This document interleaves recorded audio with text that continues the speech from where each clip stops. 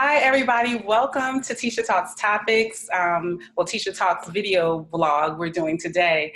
I'm so excited about today's conversation. I have the great opportunity to have Shakirra Howard, the CEO of Trend Settaz Hair Salon.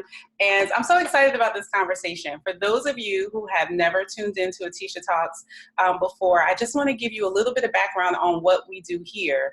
Our mission is to inspire, encourage, and empower women to live their best lives, to fulfill their passions, fulfill their dreams, and to go forth doing it and do it unapologetically. And we're so excited when we have the opportunity to highlight women that are doing just that.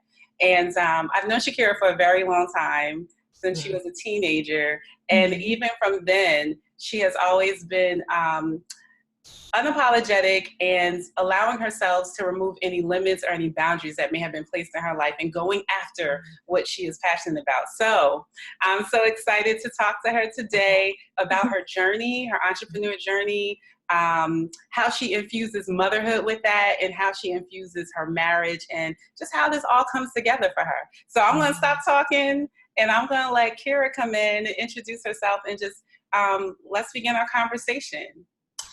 Hi, my name is Shakirra Howard again, and I'm the owner of Trend Settaz Beauty Salon. I've been in business for about 8 years now, almost 9. I'm super excited about that. I'm a mother of 2, a wife, and that's pretty much it. That is pretty much it. So Shakirra, tell us how your business started, because you said 8 years, right? Yes, 8 years. You look fairly young, still in your, I would say, 30s, right? Yes, I just turned 30. I just turned 30 in December. Yes. Yes. You've been doing this for 8 years. So you started early. I did. Can you tell us more about that? Okay, so I was working at a particular salon and I was just extremely unhappy, like very unhappy. The energy wasn't right, and I just decided that I wanted to move on and go into another salon. So I did a little bit of research of different salons in the area, and I found this one salon in particular, and it was very new. I think they were only open for about a couple of months before I came in. And so it was great. It was fresh, it was young, it was new. And so I started working there, but slowly started to see certain things and traits in reference to the owner, like she, wasn't very present. So we started to notice that a couple things started to fall short in terms of like the bills and things like that. Like the landlord would come in and, certain things would be off, like the water at one point was off. So, me being new into that particular salon, I'm like, okay, hold on. Like, what's going on? So me and a couple of the other workers, we decided to just continue to just, do our due diligence and stay and, continue to work hard. So one day the landlord had came in, really random. The landlord had came in and he was speaking to me. I think I was the only one there. It was me and the receptionist was the only 2 there. And he was talking to me. He pulled me aside and he talked to me. He said, listen, you're always in here working so hard. I see you always have a full clientele. I'm not sure how long, the owner was going to be there. But if it was something that I wanted to take on, he would love for me to be the owner. Wow. And he couldn't really go into many detail, but he was trying to, tell me that if I wanted to take the opportunity of being the owner, that I could. And me being, at this time, I was only 21. So I'm just like, oh my goodness, like for an opportunity to fall on your lap like that, it's just crazy. So, I went home and I spoke to my family members. And at the time, Ken and I were dating. And I asked him, I said, what should I do? I'm still really young. I don't know if I could take on this responsibility, but I knew it was something that I always wanted to do, was own my own salon. So after maybe like a week or 2, he came back and he was like, so what are you going to do? What are you thinking? The landlord came back in and he was like, what are you thinking? What do you want to do? Because at the end of the day, he wants to secure, of course. Right. Exactly. So, he's just like, well, what is it that you want to do? And so after thinking and praying, I'm just like, you know what? I think I'm going to do it. So, and And that was pretty much it. He came to me, I believe it was in the end of November going into December, because it was a little bit before my birthday, my 22nd birthday. And he came in around that time. And then come February was when I signed the lease. Wow. So it was like literally like 2 months. And I'm just like, oh my goodness. I went from going to like this free-spirited, move on my own, do what I wanted to do person to, okay, I have rent, I have electric, I have water, I have all of these things. And I'm just like, wow, this is really crazy. But, you know, it's been an amazing journey, good, bad, you know, it's been so much fun. It's been stressful at the same time, but it was great. For you to make the decision to just move ahead, and you know, you said you were unsure. I'm sure there was a component of fear. Oh, right? absolutely. A lot of people, I find that a lot of people get stuck in that fear place, and they don't take the leap. Right. So what motivated you, or what pushed you to step out? So, excuse me. Just knowing that it was always something that I wanted to do, and it was something of my own. And then also too, for opportunity to fall, like literally fall into your lap like that. I mean, I didn't have to move anywhere. My clientele was already coming. I mean, the space was brand new. I mean, everything was brand new. She was only there for, I think she moved in, I want to say June or July. So maybe it was like 4 months, maybe 3-4 months. So it wasn't that old. Everything was brand new, and I didn't have to do anything but just sign my name. That was it. So I was like, you couldn't say no. I couldn't. I mean, listen, okay. So it was just like perfect. And it's crazy how, you know, things may not happen when you want it, but it's always on God's timing. Like if I wouldn't have never, like the salon that I was at prior to the one that I had moved into, I loved working there. I just didn't like the energy. I just didn't like the energy of the owner. All of my coworkers that were at that salon are working with me now. Wow. So I loved working there. I love the people. I love the clients. I love the salon itself, but it was just the energy from the owner. And I just wasn't happy.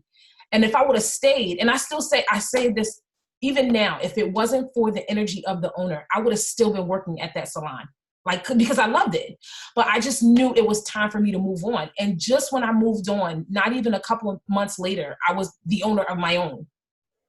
So it's just like, you know, just the timing it was just so crazy. Cause I'm like, if I would have stayed another couple of months, or it would have just never even happened. You know what I mean? I think that's so key. A lot of times, with other people that I've spoken to that have pursued their passions, there were defining moments where they had to make a decision whether they were going to go for it, whether they were going to trust God, trust themselves, take that step of faith and move out. And it seems like they're like divine moments of opportunity. Absolutely. And yeah, if you don't take them, and then when you do take them and you are obedient, you get to see like the manifestation of the things that you didn't even imagine or think were going to come into play. Because I had no idea. Like from leaving that salon, I'm thinking I'm just going to go into another salon and work. I'm like, you know what? I'm going to just hustle. I'm going to just do what I got to do. I'm going to work. Like I'm just going to work. And then for me to go from, you know, being a worker, having this mind frame of just going in, building my clientele even more, because I already had a large clientele, but just building, you know, and just creating to being the owner. I'm like, wow, okay, I'll take it.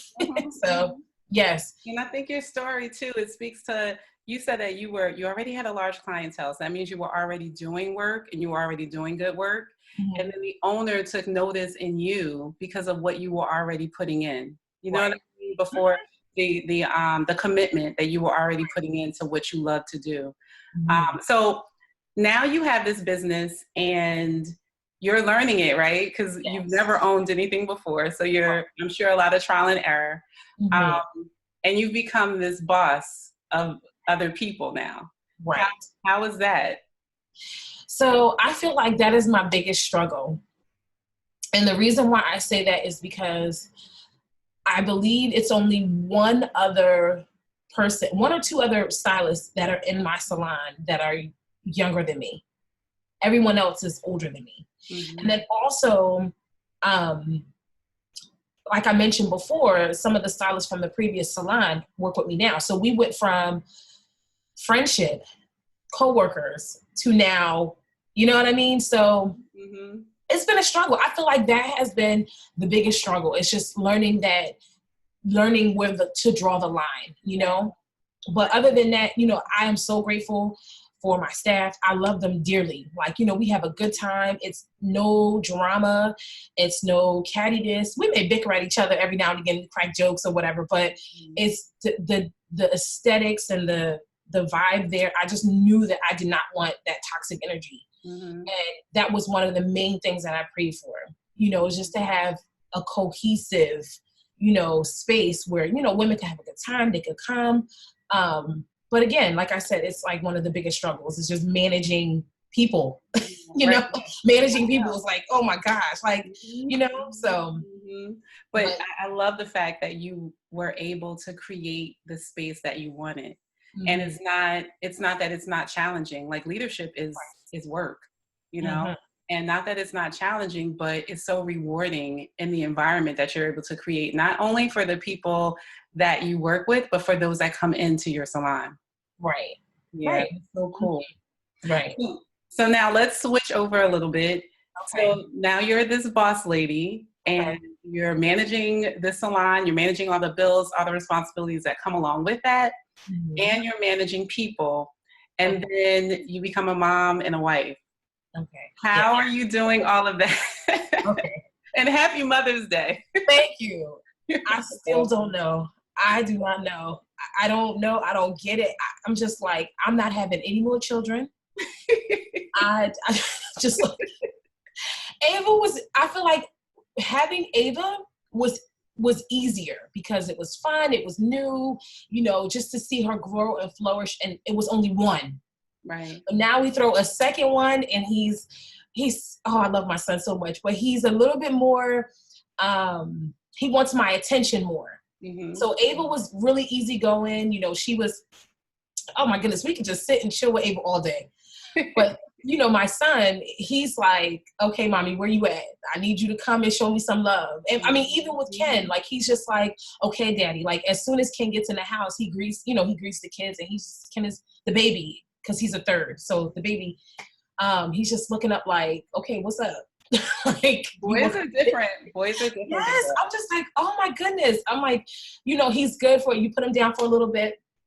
And he's good for about like 5 minutes, 5-10 minutes. And then next thing you know, he'll start like screaming, not crying, but he's like screaming, like, you know, like, come on, show me some attention. Like, but, you know, Ken has been great. I think he gives me the freedom to just be creative. And I think I'm so appreciative of that because as a creative, we're never satisfied. Mm-hmm. So like even with transitioning to, you know, my bath and body products or whatever, making all these things. You should see my kitchen. Oh my gosh, I have stuff everywhere. Wait, I saw this shimmer. I'm like, I'm gonna have to get some of that. Yes. So, you know, so even with the products, I mean, he just allows me to be a creative. But I know last week or the week before, he's just like, okay, Shakira, when do you want to stop making stuff and actually put it out there? Like, okay. And, you know, that's been a struggle too, because, you know, I've been in the salon for so long. I've been working in the salon since I was like 15 years old. When I first got into beauty school in high school, I've been working in a salon, and I felt like now I'm starting to get bored. Mm-hmm. And that's the issue. It's like, as a creative, I'm always wanting more. I need to be stimulated. I need to be like, you know, fed. Like, so now that's why I always wanted to have a product line, and I said I don't want to do hair because it's oversaturated. Mm-hmm, mm-hmm. So the next best thing within my, you know, I guess is bath and body products. And I am having the time of my life. Wow. Like, if I could just make stuff and just leave it, I don't even need to sell it. I just want to make it. I just love it so much. But I think I'm sorry to interrupt you. I think it's so awesome that, like, when we talk about things that we're passionate about, it doesn't just have to stay in this one space. Right. Like, you know, like I have this avenue with Tisha Talks, but there are other things that that I also have passions about, that I also have giftings with. And so I think that it's so important that we recognize that it can be a season. Mm-hmm. Like sometimes I don't know if you've heard of this woman called Lisa Nichols. No, I've never. Mm-hmm. She's a motivational speaker. She has a book called Abundance Now. And she was just talking about how her journey progressed, like how she started out speaking to young people.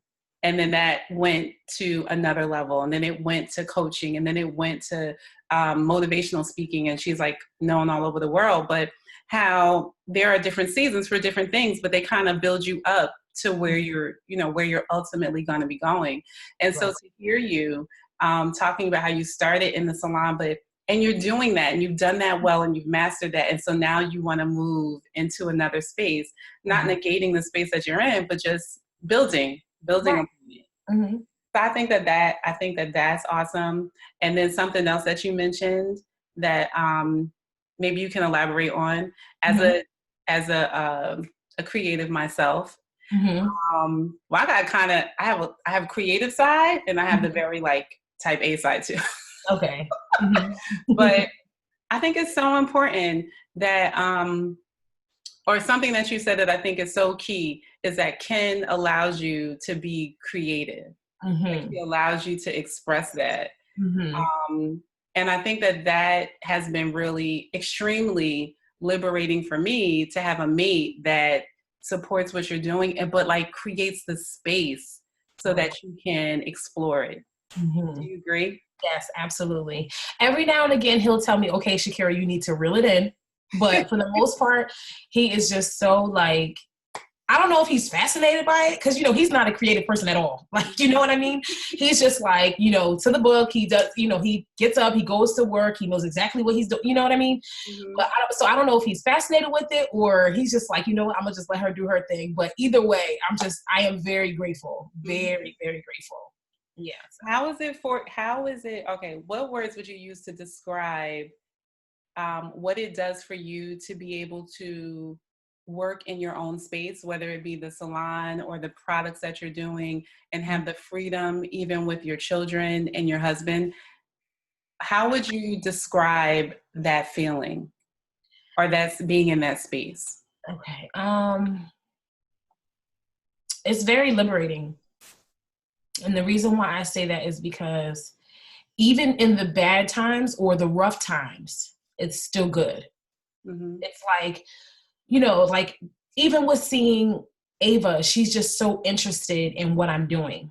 Like, you know what I mean? Like just someone who's so small, who has no idea about life whatsoever. Mm-hmm. And she is just so, like, even when I'm at the shop, she's just like, Mommy, can I do this? Or Mommy, you want me to do this? Like, she is so in tune with what I'm doing. Even at home, like sometimes I'm like, okay, Ava, because just for sanitary purposes, I'm like, you can't help me with this because, Mommy has to, but she is just like hovering over me, just watching. And even with Ken, like he'll come in and I'll say, well, how does this smell? Or, does this look nice? It's just to have like everybody, input. It just makes me feel really, really good. And it's kind of like motivating to keep going and do more, Mm-hmm. So. Yeah. I asked you that because I'm thinking of the women that may be watching that have not stepped out in things that they are passionate about. But I think it's also good to see like the benefits of being in that space, of moving towards something that you are that is a part of you, really, Right. because passion is really something that brings you fulfillment. Right. Mm-hmm.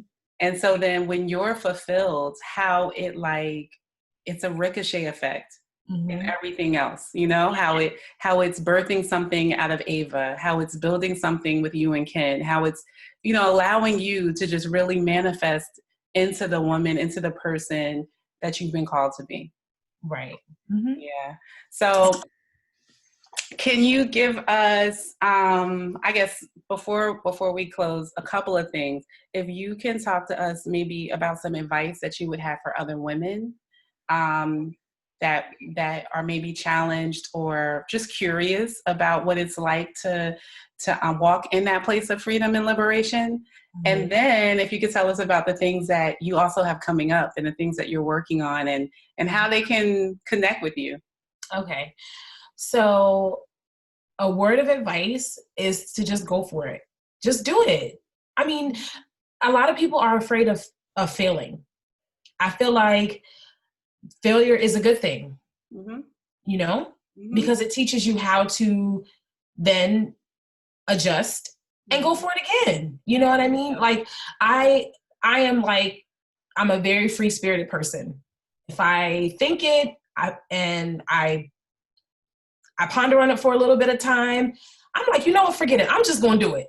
And if it doesn't work, it just doesn't work. Like, you know what I mean? Just come up with something else, but something will stick.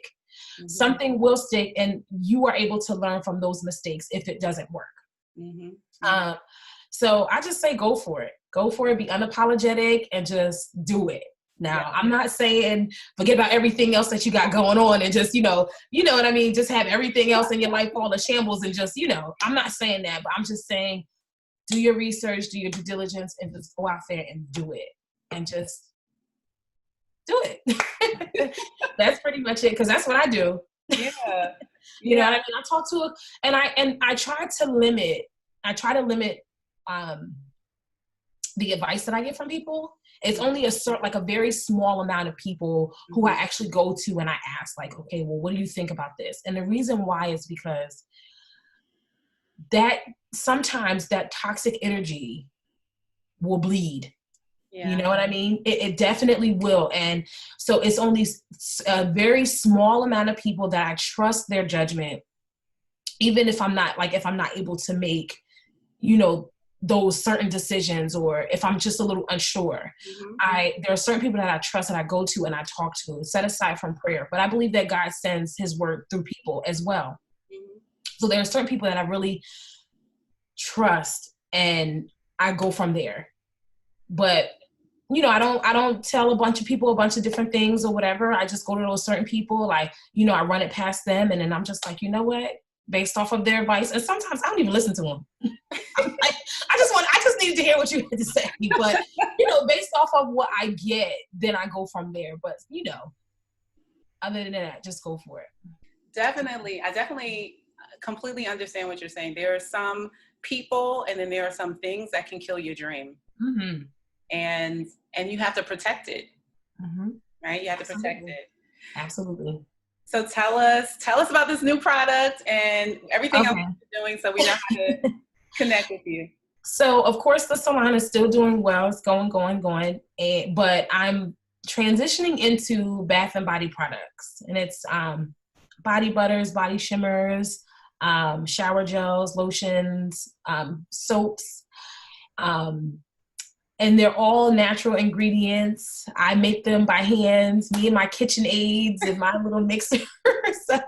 I'm having so much fun with that. Like you see on my Instagram. I love that. Yes, thank you. It has this shimmer. It's like pink. Which one is that? The pink shimmer? So that's the rosé. That's the rosé body shimmer. Okay. And it's like, right. It's still really cool because it has all the benefits of like a body butter. So it has like the kokum butter. The kokum butter is basically a butter similar to shea, but it's derived from a fruit from India.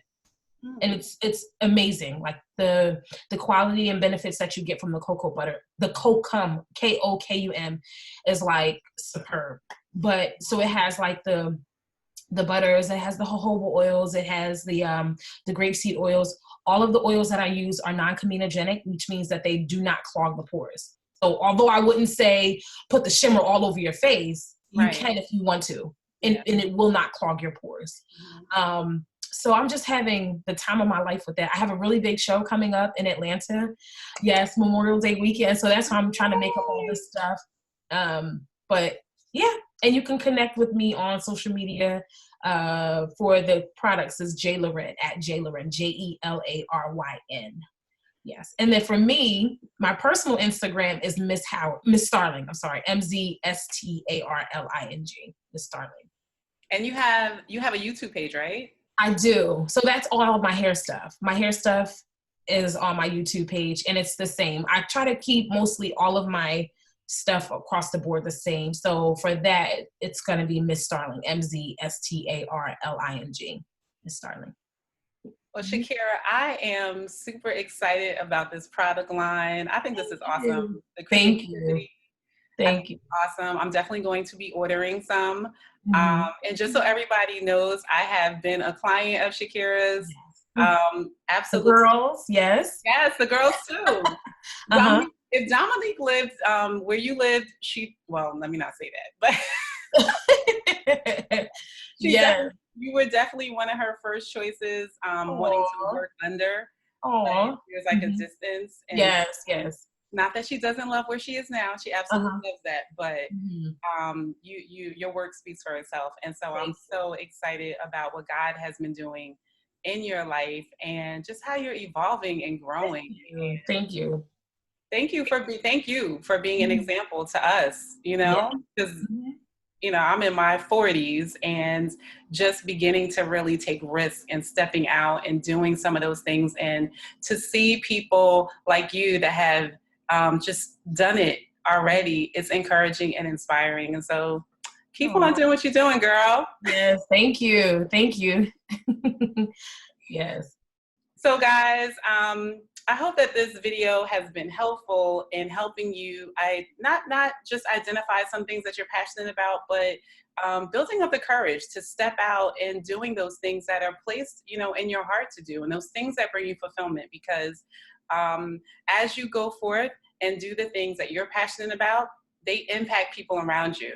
So Kira was able to step out, and as a result, her clients are impacted, her staff is impacted, and now she's about to even do something else that reaches out to more people. And so I like to end all of my videos with this one phrase, which we live by over here at Tisha Talks.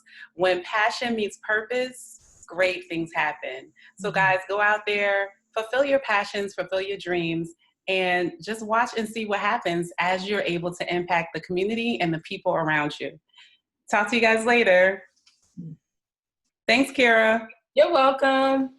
Thank you for having me.